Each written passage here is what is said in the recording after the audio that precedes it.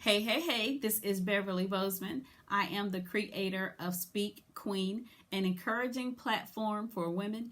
Thank you guys so much for stopping by. I really do appreciate it. Be sure to share this broadcast with your friends and your family. Be sure to like and subscribe to the channel and turn on the notification bell so that you'll know when I drop a new video. And again, thank you guys so much for stopping by. I really do appreciate it. My broadcast today is entitled How to Regain Your Peace.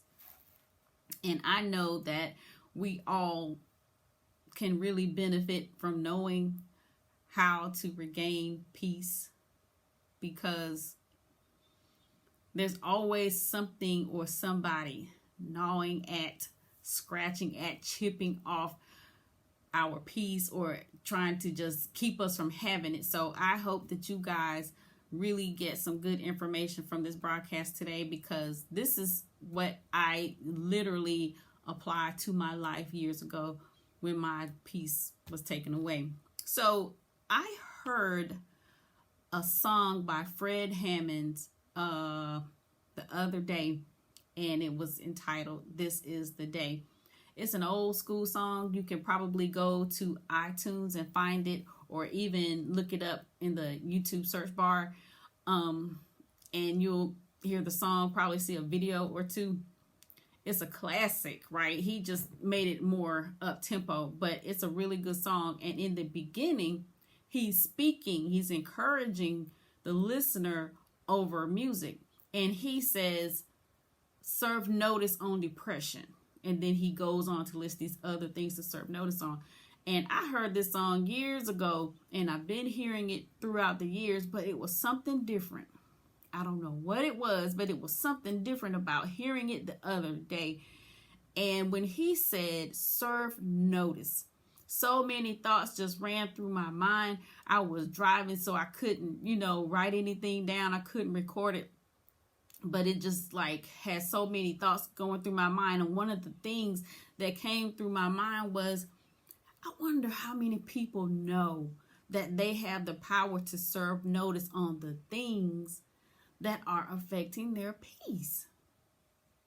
And I think that's one of the major reasons why we as people don't have the peace that we desire, or even the peace that we should have, or the peace that God has guaranteed to give us, because we don't know that we have the power to serve notice on those things, to let them know, I'm finna take my peace back.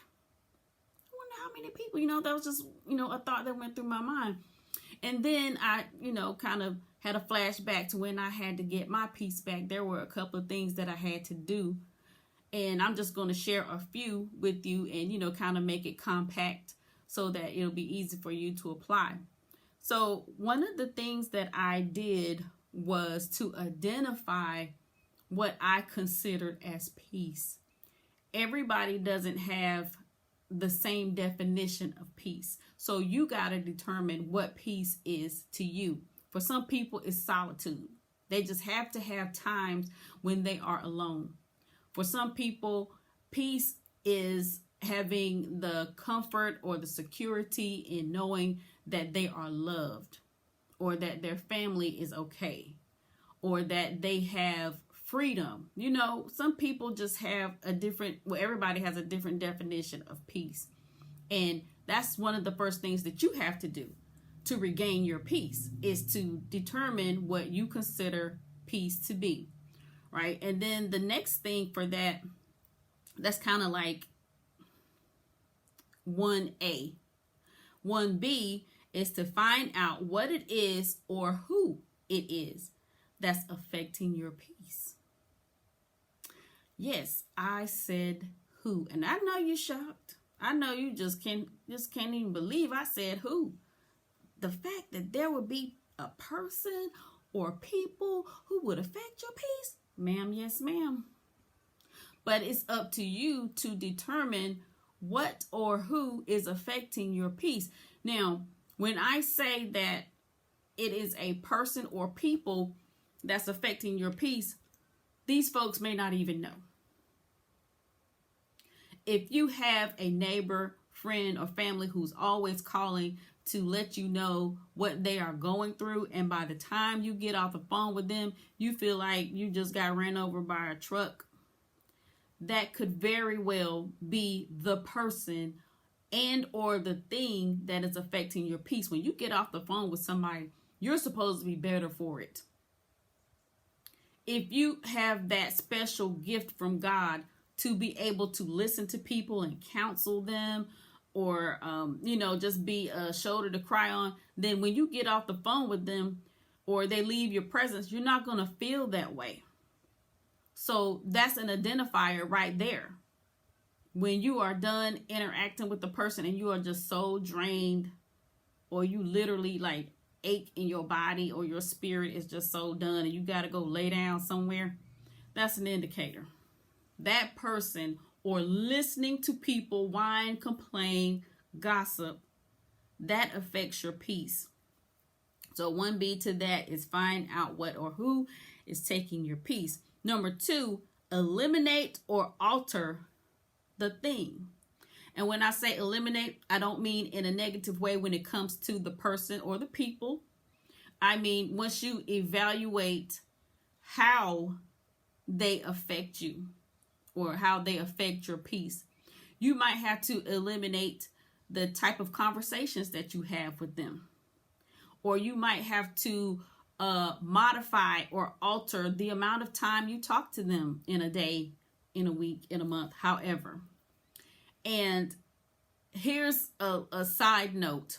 One way to know if the person is affecting your peace is to find out how they react when you don't react. This is what I mean. If you think that the person or the people that you talk to are using you as a emotional or verbal dumping ground, they want to whine and complain or call and give you the latest gossip, and when you don't respond like you normally would, and you go, oh, and you act like you're just so unbothered about the fact that so-and-so is cheating on his wife, then you just act like, and they seem to be bothered by it, like, what's wrong with you? That could be an indicator that this person is affecting your peace. They may or may not be doing it on purpose, because some people are just so used to gossiping, so used to being a talebearer, so used to pouring the tea, that they don't even pay attention anymore to people's reactions. They just say it. You know, and how to say the saying go, they have diarrhea of the mouth. They just cannot wait to share the latest. When they have a reaction like that, like they literally get upset because you're not feeding into it, they could be adding to the taking away of your peace. All right. And the third thing is how to regain your peace is to ask God to give you his peace, because we tend to have the world's peace.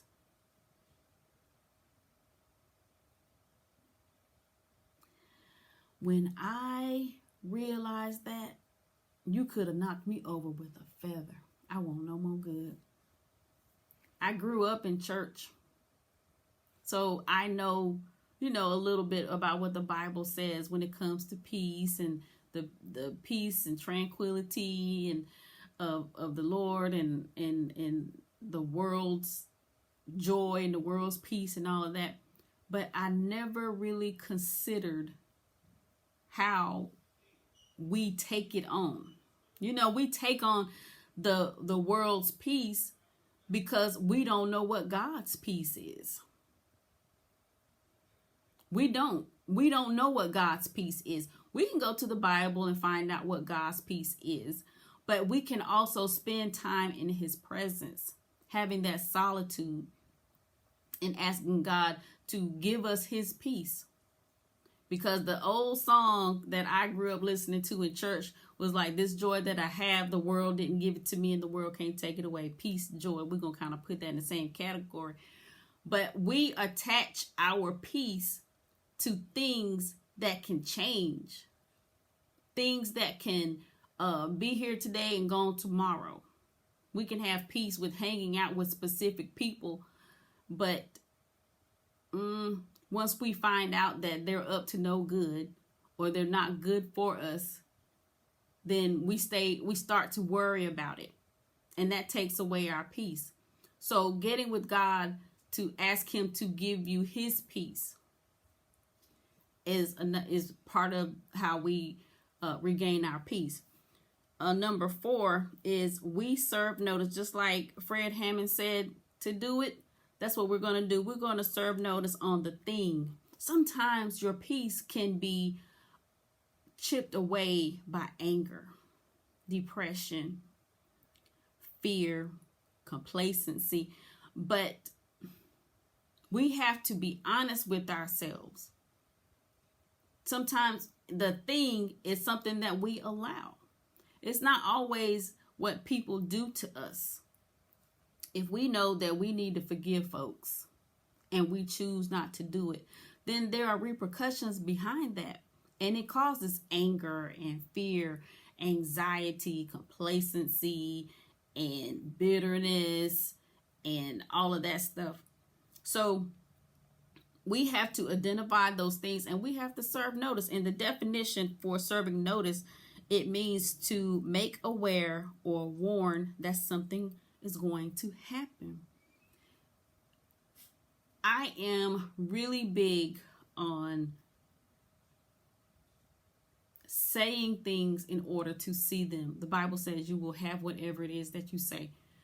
And I am a firm believer in that, because I have done that umpteen million times to get myself into and out of things. Sometimes I had to get myself out of stuff that I wasn't paying attention to and got myself into. So when you serve notice on that thing, you're like letting them know something's getting ready to happen, and you might as well look out, because here it comes. That's what serving notice means. And you have to say and declare, what I call, you have to declare specific things in order to see a change. Just like if you go to Panera Bread and you go stand in front of the cashier and you tell the cashier what you want, you're going to get it.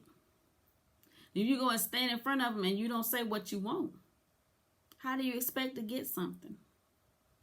So number 5 is you have to declare daily that you have peace. Now, for some people, this might be new and you might not feel like this will work, or you might feel weird about it. You have to make it a command, or you have to be like, what's the word I'm looking for?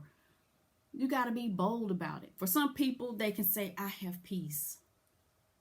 And they feel like, okay, I have peace. So they keep saying it and keep saying it and keep saying it every day, not letting up until it manifests. And then they say it every day with even more confidence because they see it. But you got to maintain it. You know what I'm saying? You have to maintain your peace in order to keep it, if that makes sense. So if you're not the type of person who usually makes commands, you can say, I'm going to have peace. I'm going to have peace. That's something that I used to say, like, in my early 30s. Whenever I was hanging around somebody and they weren't good for me, and I knew I had to leave them alone, I had to tell myself that leaving them alone was going to give me the peace that I need. And I had to say to myself, I'm going to have some peace. And that's what I meant. I didn't care who I had to stop dealing with. I didn't care where I had to stop hanging out. I didn't care what I had to stop watching on TV. I was going to have some peace. I know this is totally improper English. I'm going to have me some peace. And people would say, well, what happened to you and so? Y'all used to be thick as thieves. I had to have me some peace. And I just couldn't have peace with hanging out with that person no more. And that was my declaration. That was one thing I decided in my life in my 30s, that I'm going to have me some peace. I just am. That's all to it. I don't care who don't like it. I don't care who I got to stop talking to, who I got to get away from. I'm going to have me some peace. Because if you don't have peace, then what you got? A bunch of foolishness. And it's time out. I'm going to have me some peace. That's all I know. And so if you have trouble waiting for the manifestation, I'm going to have some peace is on the low end, or not the low end, the opposite end of the spectrum, the far end of the spectrum. I just consider I have peace and I'm going to have some peace. It's kind of the same thing, but one resonates differently with me than the other one. I have peace. That's confident. It's something that I think people who speak things into existence already declare. They feel it. But I'm going to have me some peace. It sounds like the person who is just tired and worn down and scratching and clawing to have peace, and they are at their wits' end. They have tied a knot in the rope and they are hanging on with all they got. I'm gonna have me some peace. That's what that means to me. So if you can find somewhere in between to declare, then that's fine. You got to do it however you got to do it. How the saying go, get it how you living. Figure that part out. And you just got to declare, I have peace, or I'm going to have me some peace. Sometimes you can just be so low down in your feelings and so broken and so full of pain. And you just can say one thing, peace. That works too. We attract things and situations by what we say. And if all you can muster up is peace in between your tears, then do it. If you are surrounded by some of the most rotten people on the planet, some of the most foul demons, and you don't want them to know what it is that you're saying because they will try to manipulate the conversation and take your focus away from what you're doing, you can whisper it.